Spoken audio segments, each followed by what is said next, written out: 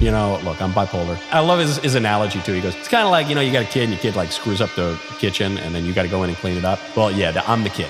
I'm the kid and the adult here. Okay, speaking of other notable Hollywood conversations, Ye, the artist formerly known as Kanye West, he has had some things to say about a certain ancient nomadic tribe. I'm not going to say what kind of tribe. It was a Jewish tribe.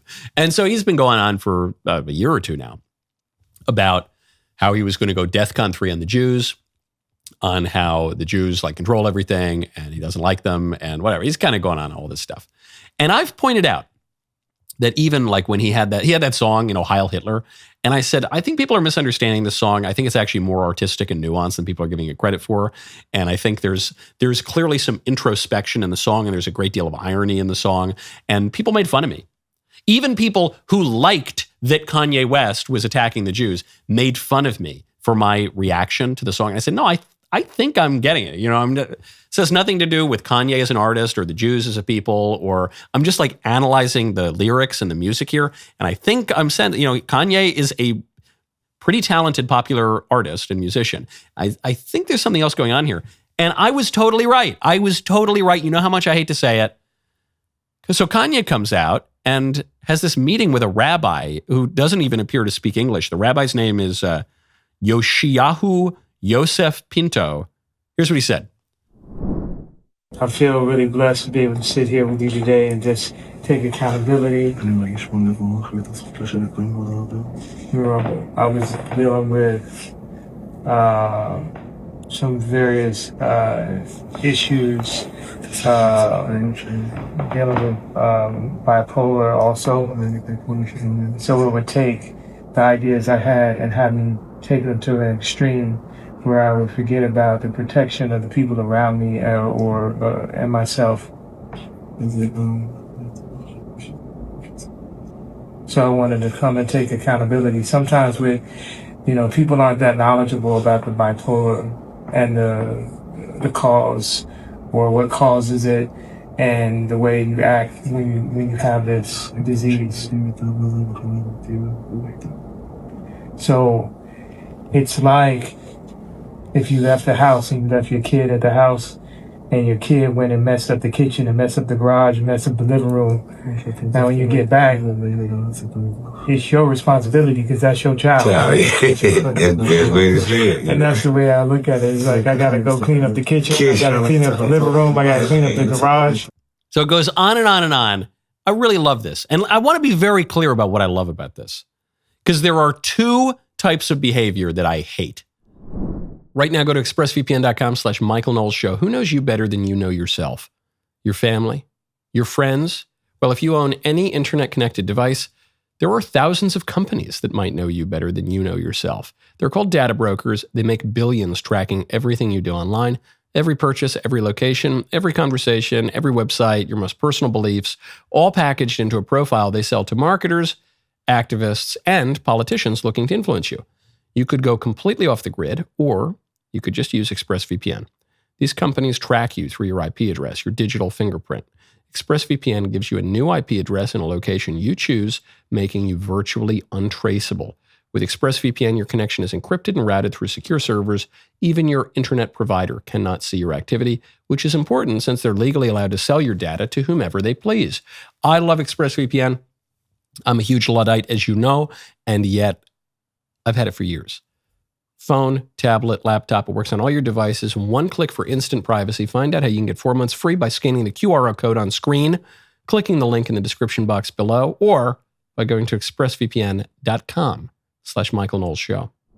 Because there are two types of behavior that I hate. One type of behavior I hate are the groveling humiliation rituals where you go, you say something and you get all this blowback and then you have to make a fake apology. And often it's on racial lines. Al Sharpton would do this all the time. So, you make some comment about black people and then, you don't really feel bad about it. You didn't intend any harm. It's not really a big deal. It's blown out of proportion. And then you got to go and kiss up to Al Sharpton and apologize to the black people generally. And it's this humiliating thing. And it's just a way basically for one group to demonstrate power over the person who has transgressed. Or it could be the Jews. You got to go, you make some comment that's perfectly innocuous and not intended to offend anyone. And you got to go show up to the ADL and kiss up to the ADL, some of the worst people on the planet, and give some fake, insincere apology to the Jewish people broadly. You never really intended to offend them. It was, it's just a nasty sort of thing. That's not what this is. Because that's one error that I hate. There's another error, which is when you do something that is legitimately wrong and immoral and unchristian, and you don't apologize. And there are all sorts of reasons people don't apologize these days, because you don't want to give people an inch, because often people don't accept apologies. Christ tells us to apologize, to have humility, to forgive those who trespass against us, as I mentioned earlier, as we seek forgiveness from our Father in heaven, to go try to make right with our brother and all the rest of it. Not just 7 times, but 70 times, 77 times, 7 million times. What Kanye is doing here is like a manly thing to do. He's sitting there and he's saying, yeah, look, I didn't mean to do all that. That was kind of rough. And, look, I'm bipolar. And I love his analogy too. He goes, it's kind of like, you got a kid and your kid like screws up the kitchen and then you got to go in and clean it up. Well, yeah, I'm the kid. I'm the kid and the adult here. And so and I didn't mean to call for like going DEFCON 3 on the Jews. He's not going out there and saying like, I love Israel. It's the greatest country ever. And he's not going out there and saying like, I'm going to convert to Judaism or something. He's just saying, I did something that is legitimately wrong. I shouldn't have done that.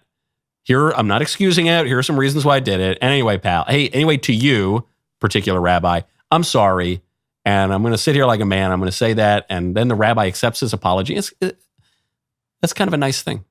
I like that. You can't really do that in the culture that doesn't accept apologies. You can't really do that in the culture if you're like a kind of weak, squishy person. But if you're Kanye, who I said Kanye is going to reinvent himself many times. He's a very interesting artist. He's eccentric. He's all these things. You're going to confound expectations that way. I thought it was a nice exchange.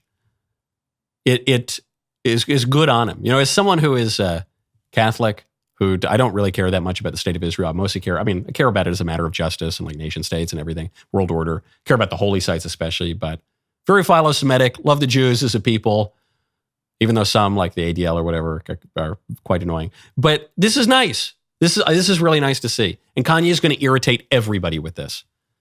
He's going to irritate the people who don't want to forgive him. He's going to irritate the people who genuinely hate the Jews. And that's probably how you know he's right. But good. It was really nice. That was good. Sandwiches. That was a great clip. Now stop. Ring the bell.